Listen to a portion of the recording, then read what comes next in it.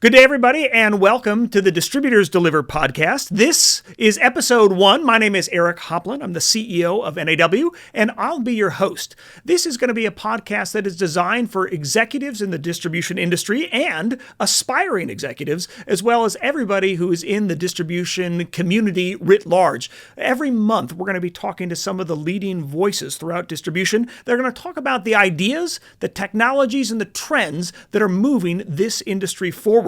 For this first episode, I'm excited that we're going to talk about politics and policy, all of the great things that are happening in Washington that are impacting you, your business, and the economy. And to do that, I can think of no one better than the incomparable Brian Wild, who is NAW's Chief of Government Relations. Brian, welcome to the Distributors Deliver podcast. Thank you. I'm honored. So, Brian, I'm sure that the audience knows your resume well. You know, Brian's a bit famous here in Washington. So, Brian, you've worked at the White House. You've worked at the House of Representatives. You've worked in the United States Senate. You've worked in trade associations and other firms around Washington. So you've been a creature of D.C. Have you ever seen a crazier political year than this one? Absolutely not. No, I mean, I think the year, it's both crazy and just flat out busy. I haven't seen anything with the pace of this year. You start off and you have a first 100 days when a new president comes in, and you always know that's going to be busy. I don't think anybody thought it was going to be like it is, and the foot just never came off the gas pedal. We're gonna go into December 31st here just as fast and just as hard as we were on January 20th. Often things move quickly in Washington, but to your point, it's at a pace that I don't think it's ever been, and it's at a pace where when we're talking to distribution leaders, they're feeling it too. Yeah. You know, in the past, people can often ignore Washington and kind of keep their head down and focus on the business, but I think this year it's been impossible to miss. By the hour, things are changing. Coming out I don't think you can ignore Donald Trump. No. He wants to make sure you can't. He does indeed. He's very good at that. He will make sure he's in the middle of all your conversation. So amidst the chaos, there's been a lot that have come out, some highs and lows. So, Brian, I thought let's start with a reflection on 2025. And as you think of some of the highs and lows, where would you start? Again, I think we actually benefited from a lot of this pace. I think one of the highs is certainly, from the regulatory standpoint, we saw the first wave of the Trump regulatory order was to remove a lot of what we saw as anti-business regulations that got put up during the Biden administration. So I think that was a positive. Give us a sense, what are some of the big regulations that you're glad to see go away? Well, we had, especially in the Department of Labor, literally dozens and dozens of different regs in various stages of the game. From actually an overtime rule, which we had actually sued the administration over. There's a heat rule that got delayed in that process, a series of workforce rules that were repealed that just make it easier to hire and have hiring decisions that are transparent between the employee and the employer and kind of work for everybody. So I think a lot of ways business got easier in that process. So I think that's a huge win. I talk to distribution leaders across the country. They say, look, we understand there's going to be rules, there's going to be some regulations. Of course, we all got to operate in certain guidelines. But, the number one thing I hear is, in recent years, they just feel like the pace of rulemaking coming out of Washington is just astounding. And so it just gets harder and harder to run a business. And so I think I'm sensing a lot of reprieve really in the last few months as they're seeing that pace has definitely slowed and reversed in some cases. I think sadly, it's probably a short-lived reprieve. Why do you say that? I think the amount of rulemaking has increased over the course of years, and it's whether it's a Democrat in the White House or a Republican in the White House, that volume's gone up. In fact, Trump set the record this year that he had set previously for the number of rules. Now, a lot of those rules are taking things back, but it just means that the next president will probably reverse orders again. Statute is so much better than executive order because statute is permanent or at least much longer living than an executive order. And so, I would prefer that all of this pro-business side was happening through legislation and not through executive action. Because businesses can count on it. Whoever is the next president with the stroke of a pen, those actions can go away. But there has been some good legislating, some generational legislating, if you will. Talk to us about the one big, beautiful bill. Well, I'm sure that if President Trump had one regret this year. It was that they chose that name. Are you sure? I thought he came up with it. I don't know. Yeah, I mean, I actually that actually kind of proves the point on the executive action and the power of statute, right? Mm-hmm. So in 2017, major tax reform, and so much of it was temporary, especially the treatment of small businesses. The entire side of the individual code pass-throughs was all set to expire at the end of this year, and they'd see massive rate increases. We'd already seen the step down of research and development spending. Bonus depreciation was disappearing. We were going to lose the treatment of the estate tax. And Congress stepped in, and I think everybody was surprised, maybe even Congress, with how quickly they managed to put together a permanent law and how much of the law is permanent. And I think that's a really important point, Brian. I've been listening to our executives over the last few years. A lot of them are saying, look, I don't know what tax policy is going to be. After 2025, is my rate going to go up by 20%? Is it going to stay the same, but it's going to be extended by a year or two? How can I plan as a business? So I think this word permanent and permanently made into statute, I think is really important for members as they're trying to plan what their business expenses are going to be and their tax liabilities are going to be. Yeah, I agree. And I think that was one of the messages that we had been trying to say to Congress really for years. The process of getting it over the finish line this year was 7 years of work. Mm-hmm. This wasn't something we started working on tax reform in January.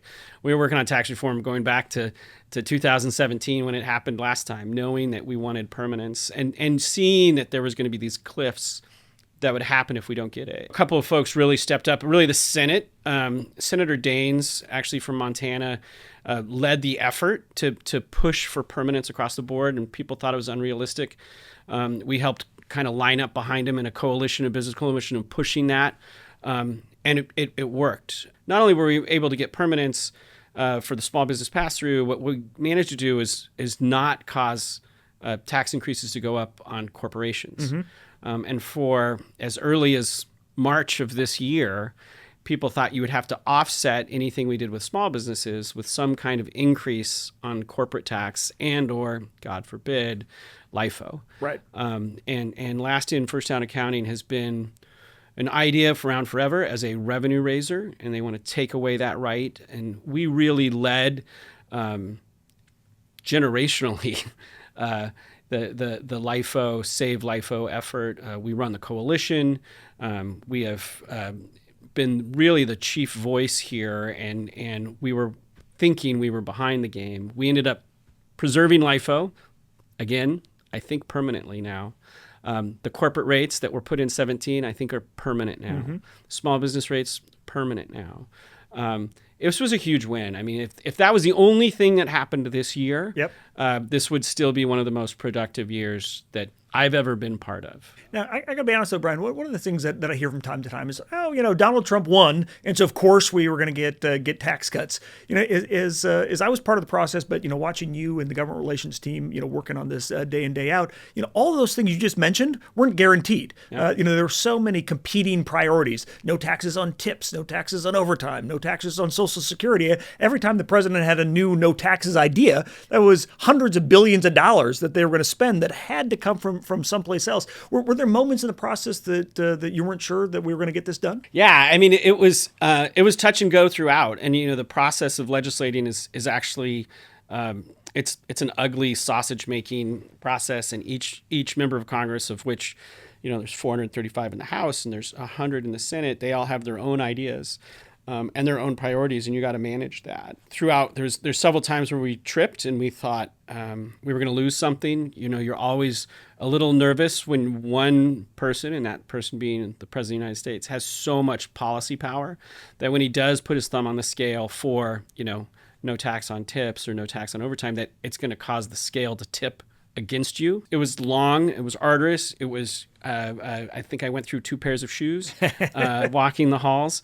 But it came together. It came together well. And I think some of that is people really understanding the economic impact that was at stake here. Absolutely. And where they were. And by the way, that was really one of my favorite moments of the year is, as we were kind of on that 5-yard line, they weren't sure if they're going to be able to get the package over the line. There were a couple of holdouts in the House and the Senate. And the White House decided, let's bring the business community together and talk about across the entire economy, what are these tax cuts going to mean for people, for companies, for the economy as a whole. So the White House invited just a handful of trade associations, including NAW, and I was really privileged to represent the industry. Went to the White House, was with the chairman of our board and also the chairman of the Institute Board of Directors. Really, they're representing the entire distribution industry, and we were there with the entire cabinet, half of the Senate, the Speaker of the House, and many key leaders of the House to talk about this important package in a context of what does this mean for real Americans? What does this mean for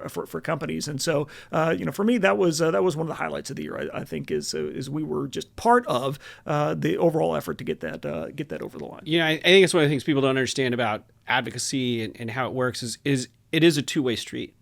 And sure, we're talking to the White House a lot, and we're talking to the Speaker's office, and we're talking to Senator Daines and Senator Thune. But certainly in this process, that's a great example. They pick up the phone and they call us. Mm-hmm. How many times did we get a call from the Speaker's office, or we get a call from the Majority Leader's office that says, "Hey, can you guys put out a statement? Can you do a letter about this? Hey, I need to hear about a company and how this would impact it directly," because they need us to be able to help whip other votes. That two-way street is one of the good parts of advocacy, and I think it's a great statement to NAW, one that you more than once went to the White House this year, and more than once, we're the ones that were mentioned on the House floor and the Senate floor when they talk about what the benefits are going to be, and they specifically talk about NAW. Well, that's because we represent an incredible industry that the folks here in Washington know that they matter, and they want to hear from us. And they want to hear how it's going to impact them. Let's shift gears a little bit, Brian. So that was certainly a high. A couple of lows, perhaps, that we saw this year. Tariffs maybe being one. Where are we at as it comes to tariff policy? What day is it? Yeah, I mean, I think we all knew tariffs were going to be an issue. The president ran on them. I don't think anybody expected that it would look like what it looked like this year. And, the on again, off again, going up to 200% tariffs or coming down to 15% tariffs, and just the kind of erratic way that policy rolled out here. I don't think anybody expected that. We learned a lot in this process. I guess on the positive side, the White House listens. Mm-hmm. It's actually it's a great administration. This may be a newsflash, by the way, for some people. Yeah, but it's true, isn't it? I think they listen. I mean, this is an area of policy we disagree with, right? I mean, we are as general, free market capitalists and want to lower the cost of the barriers to entry rather than increase that cost. But, picking up the phone and explaining how distributors are impacted by tariffs, what it looks like, explaining the cash flow issues that happen, both when tariffs go up and when tariffs come down, and how you can get, trapped inventory in that process, and how we order things, and that the fact that you're ordering Christmas trees in April to be delivered later on.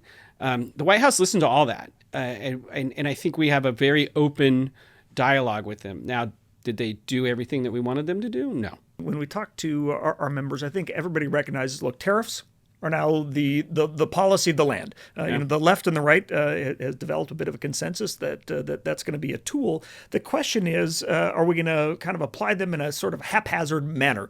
They're going up and down. They're on this country this week. They're not on this country that week. It makes it really hard for companies to plan. They're really looking for certainty. And I had the opportunity to spend some time with the Treasury Secretary last week and continued to deliver that message. And based on the conversation, he's listening and certainly heard that. And my hope is we're looking forward on tariff policy in the year ahead, that the administration is going to be a little more, I don't know, thoughtful is the right word, but a little more planned, so that we can have a better sense of what to expect in the days ahead. But I think the headline, though, is tariffs aren't going away. No, I think, one, not only does the president believe in tariffs, and he believes in them both as a tool to in the trade world, and as a revenue stream. I mean, I think he believes in both of those aspects.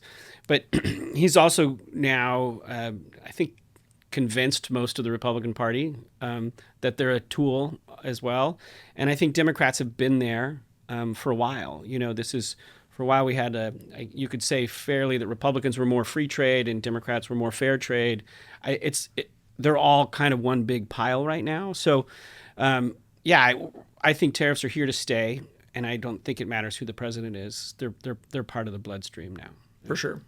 Brian, as you're reflecting on 2025, any political rock stars, political all-stars that have come to the defense of the distribution industry?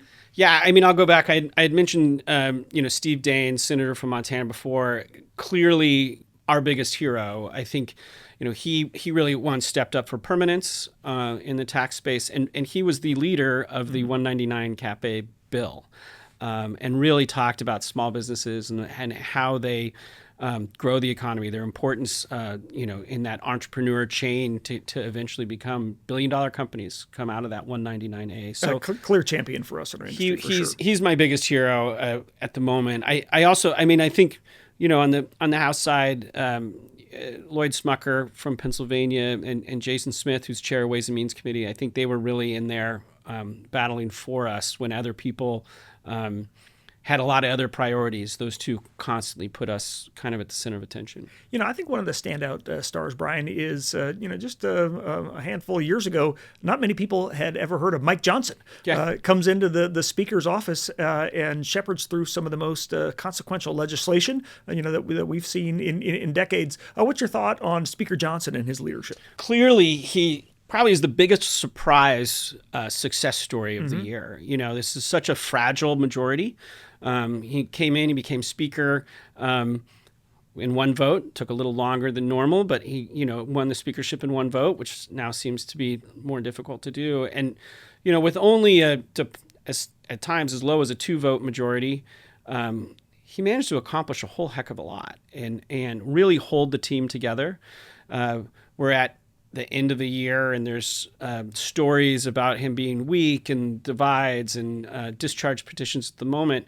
But the fact that it's taken to December to have those kinds of questions pop up just shows what a good leader he's actually been. He's a great listener. I think that's part of how he does this. He works well, certainly with Trump, who I don't think is the easiest person to work well with. So I think I actually think he's had a great year and hopefully, continues to have a good year while Republicans are in control. Brian, as we're thinking about highs and lows, one of the things that I'm really proud of is at the end of 2024, you and I talked about setting up the Legal Policy Center, LPC, at NAW, and really we've run it now for a full year. And never in my wildest dreams would I have thought that it would be as successful and frankly as impactful for the distribution industry as it's become. Spend a moment just reflecting on a few of the wins that we're seeing coming out of the LPC. It's been super fun to be part of, to grow something there. We have member companies that have really, lent their intellectual capital as well as their actual capital to help get it off the ground. Unfortunately, the judiciary is a pretty important branch of government. And increasingly, we see really important court cases that impact the distribution industry, the supply chain, capitalism as a whole, going before the courts. And I think you and I agreed it was important that we have a voice there. And we've had a voice. And a lot of great successes. Just this year you have the repeal of the FTC's non-compete, which we were a big part of. You had, again, the takedown of OSHA's overtime rule, which we managed kind of cooperatively between the court win and then eventually the administration pulling it down. We've had an opportunity to weigh in on behalf of distributors specifically at the Supreme Court in a case involving a food distributor in Washington, D.C. and the treatment of outside salespeople and whether they should get overtime or not. And, our brief was actually cited by the Supreme Court in the process of deciding that, yes, outside salespeople should remain outside of the current standard for overtime, which is a huge win. And then we have right now extended producer responsibility, EPR, which we could probably do a whole podcast. And maybe we should. Maybe we should. And really an issue that started as a legislative issue, 8 years ago at the state level, and we never once thought that it would impact distributors. And here it is a year ago is the first time I had a couple member companies say, hey, listen, you should really look into this EPR issue. And then lo and behold, by June, we're suing the state of Oregon over the constitutionality of EPR. And we have a case with a hearing now and a federal judge that we'll be hearing this in February. So moved really fast from might be an important issue to holy cow, this one's a big one. Well, and as I'm talking to members about this, Brian, some members are telling me that the cost that they're going to incur, both in paying for the taxes related to EPR, but all of the compliances, they're weighing and tracking all of the packaging materials that are going to be assessed. They're telling me that in some cases that the margin that they make on the product is less than what they're going to have to pay as a result of EPR, and so this is going to have massive consequences. And so the LPC and our work here, but also more broadly in the advocacy group. It's just another reason why it's important for the industry to come together. Individual companies aren't going to have these wins, but when we come together as an entire industry and paint the picture of how hard it is sometimes to do business in this country, is we can notch up some important wins. So LPC, I think I'm really proud of where we're headed. I'll go further on that just for one moment. I think one of the things about EPR that really highlighted, I think the NAW and kind of why we're a good voice here. Is because, one, it is a law that impacts everybody if you're in the distribution space. But it's also, one of those where we have members, some that are more willing than others, to say out loud what the problem is. And I think that's when an association gets you. If you're just an individual company trying to take on EPR law in Oregon, there's no way you'd have the resources. But more importantly, you wouldn't have the voice. Right.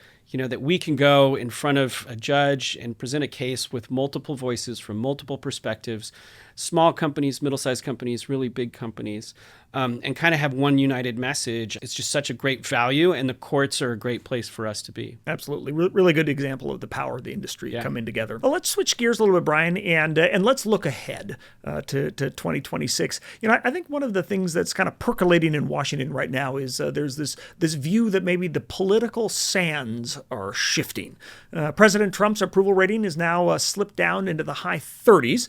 You're seeing some open revolt here and there on the House floor. I think as a result, members of the House are starting to think about their own reelection and maybe putting those priorities first over the greater Republican agenda. As that takes hold, I'm just curious, what do you make of that trend? And do you think it's going to change the outlook for politics and policy in 2026?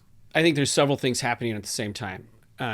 Historically, the president in office loses seats in the midterm elections. So it's from day one, it was probably expected that the Republicans would lose seats in the House and potentially the Senate in 2026. So you have that trend going on. Simultaneously, Congress is at a pretty weak spot. So much policymaking is being done at the administrative level. The president has really solidified control over policy as a whole for Republicans. And so you have people that are probably a little frustrated that they got elected to the House or the Senate on their own agenda to accomplish something, and they feel like they're not getting an opportunity to do it. And so they are looking at retirements. In fact, I think we have 43 retirements in the House right now. Seems like a lot. Is that a lot? Is that a record? Or again, that's 10% of the House is retiring. Yeah, that's a pretty high number. I think it's going to go much higher than that. Okay. We're not at record level yet, but we're probably going to hit record level of retirement. So you're going to get this churn for two reasons. One is, they just aren't having fun anymore and don't feel like they're accomplishing their job. And two, they're looking at primaries down the road, or they're looking that they don't have that they may not win, and nobody likes to run a campaign that you're not going to win. So you have that step down. And then I think another element for 26 is I don't think President Trump has taken his foot off the gas. I personally think he's always assumed he was going to lose seats, and he wants to get as much as he can get done as fast as he can. And so I think this pace is going to continue all the way through 2026, and then we'll just have to see what happens. I agree with that, but I do think as you think about what the administration is going to focus on, I think they've heard the message that really the election is going to come down to the economy and the prices are too high, and so I don't know what the medicine is going to be, but I do think you're going to see an increasing focus from the administration. Already, Secretary Bessent has said that he's going to be focused on prices, and so I think to the extent that the flurry of activity continues, hopefully it's meant to drive the economy, and which will ultimately be good for the distribution industry. I'd sure love to see them take the foot off the gas pedal on tariffs. Yes, yeah, I think that would be good. I do think there's some pro-growth things out there that could happen. Anything that you think they should look at? Well, I think permitting reform is the next most obvious thing to do, and in a way, there's a lot of bipartisan support to do it. There was talk of doing permitting reform inside the One Big Beautiful Bill, but they couldn't figure out a way to write it and stay within the rules of reconciliation, and so it remained outside. Republicans, again, historically pro-growth, want to get as much economic expansion out there as they can. And they really see permitting reform as an opportunity to build more data centers and bring more electricity on the grid, highways, big infrastructure projects. Which, by the way, you got many distributors listening thinking, that impacts me. So I think some people are smiling. I simplify when I talk to people about distribution, like we benefit typically when things grow. Yep, exactly. It doesn't matter what's growing. And then, Democrats really look at permitting reform increasingly, and Governor Newsom started talking about the abundance agenda.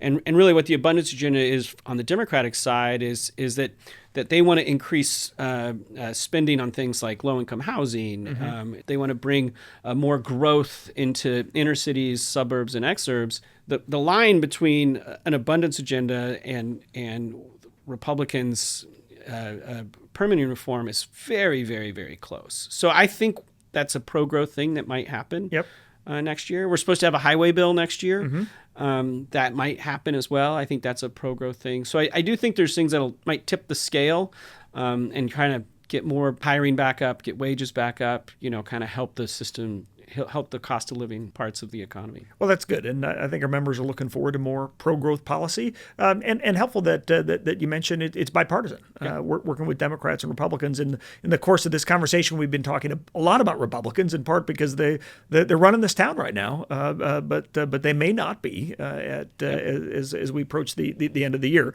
And that's something that I think it's important for the audience to know is we're not a Republican trade association. We're not a Democratic trade association. We're a pro-business trade association, and so we do work with both sides of the aisle. Actually, I've worked a lot with Democrats this year. One of the things you have to keep in mind is when you're the minority party, that's the most united your party will ever be.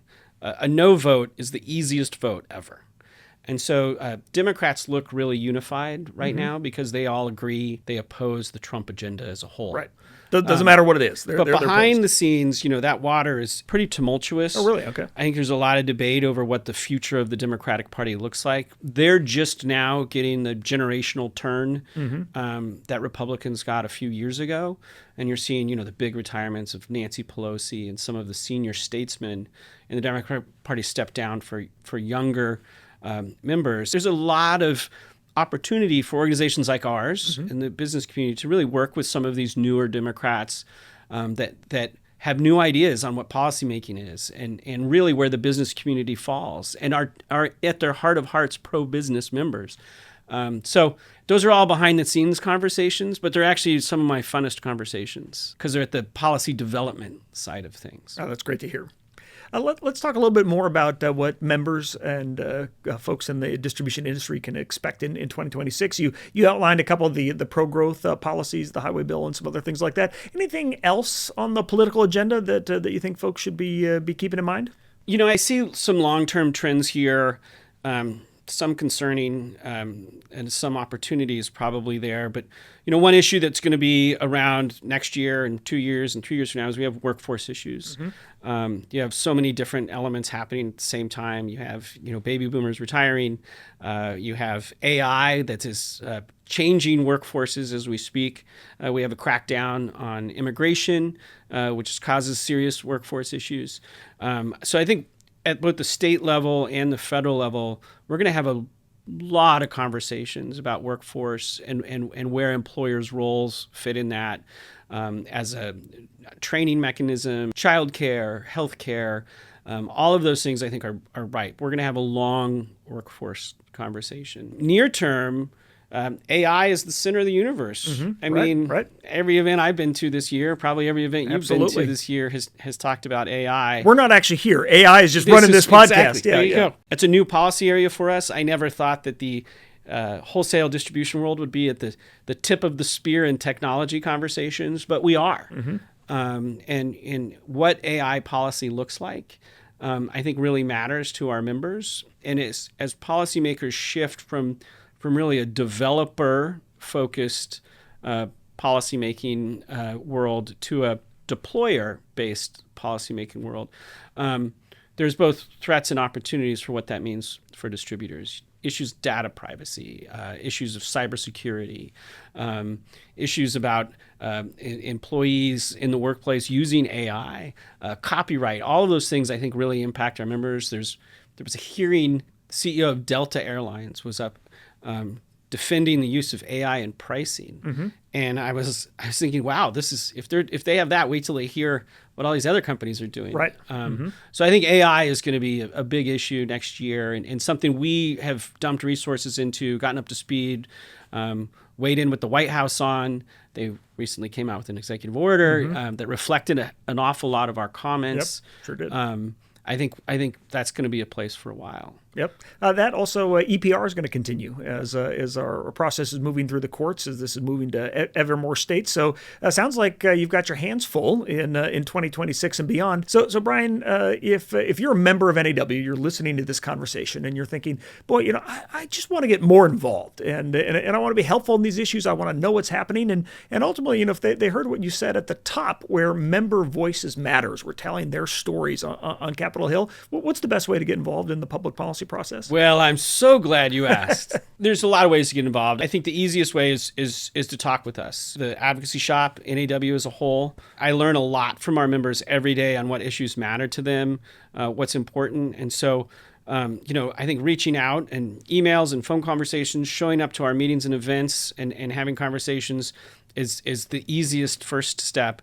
I think the next step is getting really actively engaged with your local members of Congress and your elected officials, hosting folks in your warehouses, in your distribution centers. All politicians like to be seen.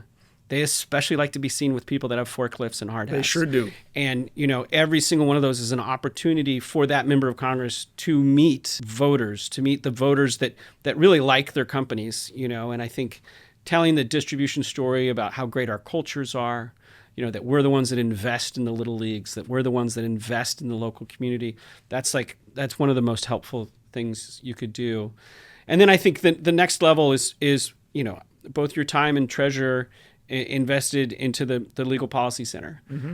We've had a really great group of chief legal officers, general counsels, some CEOs that wear that hat as well. That regularly get on Zoom calls with us and talk about the issues. We just had one the other day. I learned a whole bunch about issues that I didn't know mattered, and so I think that's really important. And then and you mentioned the treasure piece of that too, because hiring lawyers to represent the entire industry isn't cheap, and so we do look to our members to give above and beyond in their dues. They can donate to the Legal Policy Center, and that helps us to make sure that we're winning those fights in the courts too. Yeah, I mean, we leverage your resources just fantastically well. But we definitely, when you start engaging with big law firms and you start doing the amount of work in the courts that we're doing, that costs a lot of money. Now I should say that we also, I'm sure the audience is vast, and maybe not everybody listening, Brian, is a member of NAW. So I think it's worth also saying that if you're not yet a member, we are an association that seeks to represent the entire wholesale distribution industry. One of the exciting things that we're going to be launching in 2026 is we're actually launching a few new classes of membership, and one of them is a professional membership. So if your company is not involved, but you think these issues are important and you want to be following along to at least know what's happening in Washington, is you as an individual can join NAW, and so there's great benefits along with that, and so there's lots of ways to be involved. And if you're listening and you're not a distribution company, but you think the issues that we're working on, maybe you're adjacent in the space, but you think all of this is important, you too can contribute to our Legal Policy Center, our Legal Policy Fund, and so there's lots of ways to get involved, whether you're a member or not. And I mean, the supply chain's cool now. Yeah, it is cool. I mean, yeah. The amount of conversations I have that start with and or end with supply chain is vast. And I think that, those adjacent industries we work a lot with, and we're all trying to do the same thing. That glitch in the supply chain, wherever that happens, but if it's a policy glitch, it impacts the whole group. And so we all have to kind of work together. Do a lot of coalition work. We do a lot of shoulder work with fellow trades. That's important stuff. So Brian, I guess my last question for you is you're looking forward to 2026? What are you most excited about? I'm excited that 2025 will be over. This has been a year. Going off with how you started. I think everybody probably agrees with you on that. With what the pace was, it has just really been a year. I think the exciting thing about 26 is I like campaign years. Campaign years are fun. Mm-hmm. If you're a geek like me and you enjoy that, so I'm excited about that. I'm actually excited about the process of talking about the successes that we had in 25 and making a lot of this tax code make sense to people out there and have them understand what they've benefited with. So I think of 26 as hopefully a little bit of a deceleration, but really that pivot to pro-business policy making in a campaign atmosphere. So it'll be fun. That is fun. For me, as I think to 2026, look, I'm excited for two things. Is it's going to be NAW's 80th anniversary, and we're going to be nesting that within America's 250th. I think it's going to be an incredible year to celebrate America. It's going to be an incredible year to celebrate the distribution industry, and there's no better way to start than at the Executive Summit. So if you're a member of NAW for a long time, that this is the number one event in distribution. It's going to be the last week of January here in Washington, D.C., and we got an incredible lineup of speakers. So if you haven't registered yet, let me speak directly to the audience. If you haven't registered yet for the Executive Summit, there is still time. It is nearly sold out, and so I would get your tickets today and make sure you're part of the best event in all of distribution. So with that, let's wrap on this conversation. Brian, thank you on behalf of the industry for an incredible 2025. We hope that the pace is a little slower in 2026 for all of our sake. But Brian, I know that you and your team are just putting it all in the field every single day. So on behalf of the entire industry, thanks for all you do. And thanks for joining us for being the inaugural guest. There you go. On the Distributors Deliver podcast. Thank you. We'll see you next month.